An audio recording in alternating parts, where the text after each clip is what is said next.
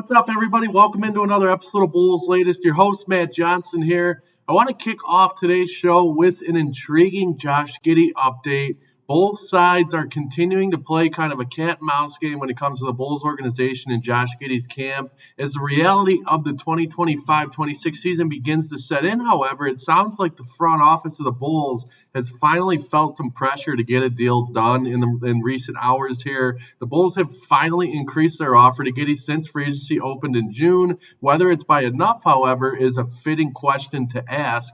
He was offered 4 years, $80 million before free agency started. That number has gone up 4 years.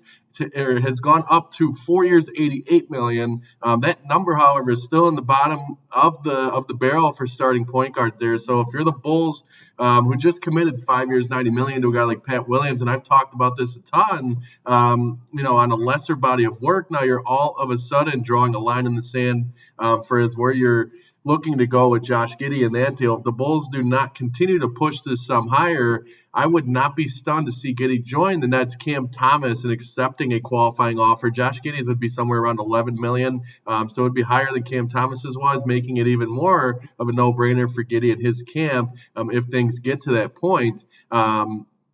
If Giddey's camp scoffed at a $20 million salary, it's easy to understand why increasing it by a mere $2 million a season would fail to move the needle for them. And I'm not really surprised if that does not move the needle for Josh Giddey and his people. What if the Bulls shaved off a season? This could be, I kind of was thinking of this, they could kind of restructure the deal and do a shorter deal. Something I talked about a while ago. They can give more money in less years there. If they let Giddey re-enter the market sooner with a 3-year, $66 million deal, I'd have to imagine it would be slightly more enticing for Josh Giddey and his camp there. Meeting in the middle in this situation has felt like, for a long time, the best solution here. And perhaps, this is our first sign of things trending in that direction with this update of the Bulls finally moving the needle a bit on the deal. Granted, it was only a couple $1 million. So we'll continue to keep you guys posted on his situation. I mean, we are just now a little under 4 weeks away from the preseason kicking off. It's going to be rapidly approaching here. So Josh Giddey is going to be a focal point of this show and then of what the Bulls are going to do moving into this next season. It's hard to imagine them not getting something done with him. If he does sign that qualifying offer, I would not be surprised, though, given the way the Bulls run things. This is kind of an interesting trade name to keep an eye on, and I know Atlanta was very active inquiring, guys like Kristaps Porzingis, and they're looking to make a push in the Eastern Conference. So Atlanta is going to be trying to win games. They're an interesting, intriguing team. However, say we get to December and the Hawks' big off season ends up being a dud. And this is just a hypothetical here. They're barely skating around 500, say, at this part of the year, and they start to get concerned that Trae Young will opt out of his player option in 26 and 27. So they start taking calls for their star guard. Let's just put that out there in terms of a hypothetical. Meanwhile, the Bulls are kind of in a similar predicament. That part doesn't take much imagining, and the front office decides to make a big swing at the deadline. Both teams might need to shake things up, and both teams have guards who they likely fear they'll lose after the season. Here's an idea that works if Giddey does end up signing a qualifying offer. So in the event that $11 million deal becomes a reality for Giddey to stay on that 1 year, hit the open market next summer, you could look and make a call at an Eastern Conference point guard who makes a lot of sense for the Chicago Bulls, and that's Trae Young. Now, we'll see. I expect Atlanta to be competitive, but, man, would he be a fun piece to add to a Bulls team that is kind of young, and he's got a lot of talent. But that's kind of a far-fetched prediction at this point in time, but just something to kind of keep an eye on and wrap your head around if you're a Bulls fan, because that is something that if you put the pieces together and if things fall right, in terms of how Atlanta performs and then what the Bulls could be looking for, Trae Young is a plausible option there at guard. So we'll see what happens there. I just wanted to throw that at you guys today. Kind of jumping into, and I haven't talked about Noah Essengue in a while, but this guy, just looking at this upcoming season, there's a very intriguing part of his game I haven't really talked about up to this point, and it's his ability to get to the line, to keep building on his progress at getting to the line. Chicago added him as one of the more prolific foul drawers in recent memory. I mean, his free throw rate, when you look at the data and the numbers, while playing in Germany, was an outlandish 75.1%. I just think he had a very solid portion of his game coming from getting to the line in Germany. Just putting it into NBA perspective, for instance, Mason Plumlee led all NBA qualifiers with a 63.4% free throw rate last season. You look at his 75.1% free throw rate in Germany. I mean, that blows Plumlee's mark out of the water. Granted, it's a different level of play, a different level of basketball there. Furthermore, I mean, you look at another guy, Giannis Antetokounmpo, his career high free throw rate is 61.5. Despite weighing in at just around 200 pounds, Essengue didn't shy away from contact. Looking into some more of the data here with him, he averaged 4.8 free throws in only 22.8 minutes per game across 60 appearances in that basketball Bundesliga league in Germany, along other games in the Euro Cup and the German Cup as well. So very intriguing if you want to see a guy like that, push the needle and get to the line.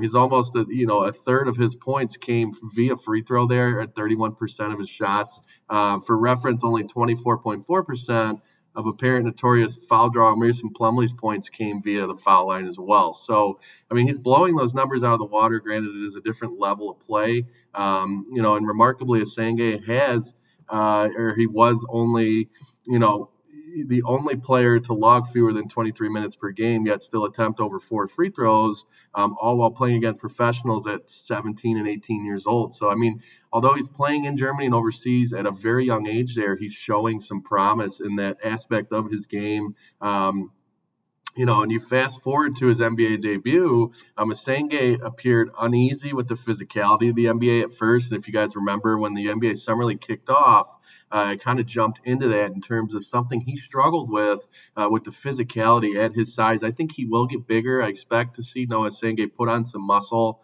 and kind of grow that part of his game there. I just think, he attempted 2 free throws against the Reds. When you look at the schedule and dive into his free throw attempts, against Toronto, he attempted 2 free throws. He attempted 7 against the Sacramento Kings and then 4 more against the Indiana Pacers. In total, he converted 8 of his 13 free throw attempts in the Summer League. Essengue won't immediately change the trajectory of the Bulls' lack of foul line endeavors. However, he might not even, you might not even see much action as an 18, 19-year-old rookie, and I kind of talked about easing him into the lineup. There's been a lot of reports out there that kind of go the other way, though, and say he's going to get a ton of minutes. So we'll see what happens. Still, overall, I think the whole point of this segment for him is that, Essengue's unique ability to draw fouls will play a part sooner rather than later in this Bulls offense, and you're going to see that. And I think that's a very underrated part of his game, especially if he gets to, if he molds into a stronger player. You could see him get to the line at a good clip and knock down those free throws and be lethal in that part of his game. So just something to kind of think about and get the wheels turning if you're a Bulls fan. I think that's an exciting element to the young kid's game that's going to be shown during his time in Chicago here. So kind of wrapping up today's show with some NBA news here, just kind of going and spinning off of this crazy Steve Ballmer story. He was on ESPN SportsCenter last night. He made some comments, quote, he said, "I'd want the league to investigate if another owner and another team were accused of circumventing the NBA salary cap." He also said, "I'd want the league to investigate and take it seriously." Ballmer said that the intro to Aspiration, which is now, it's a now bankrupt green banking company of his in which Ballmer had invested in, came in November 2021, which was only 3 months after the Clippers agreed to that 4-year, $173 million mega contract with Kawhi Leonard. I mean, that's interesting. 3 months after the deal, obviously, if you guys remember, rewinding back, Kawhi tore a knee ligament during the team's first Western Conference Final run earlier that year. So it just kind of it's dicey to me. I was really, it was really weird to see Ballmer on SportsCenter like that. I think he caught a lot of heat in the national media for doing that. He's a goofy guy as it is. I mean, he is a very, very rich individual, a very successful individual when it comes to doing business, but claims he wasn't aware that this was going on, and there's a lot of flags in this situation. And like I talked about yesterday, I think this is not going to be the last instance of something like this that you see with other big-time NBA figures, or in any sport, but more specifically the NBA and their salary cap situation. So we'll keep an eye on that Steve Ballmer situation in the LA Clippers with Kawhi. I mean, it's hard to imagine, though, Kawhi, given his reputation of kind of being a lazier superstar in the NBA. Like, this guy's missed a lot of time with a lot of injuries, so it does not really surprise me that he takes a big lump sum of money for doing nothing. If that is true, I know Stephen A. Smith spoke of that. It doesn't help him that he's missed so much time throughout his NBA career. I mean, it kind of passes as something that he would,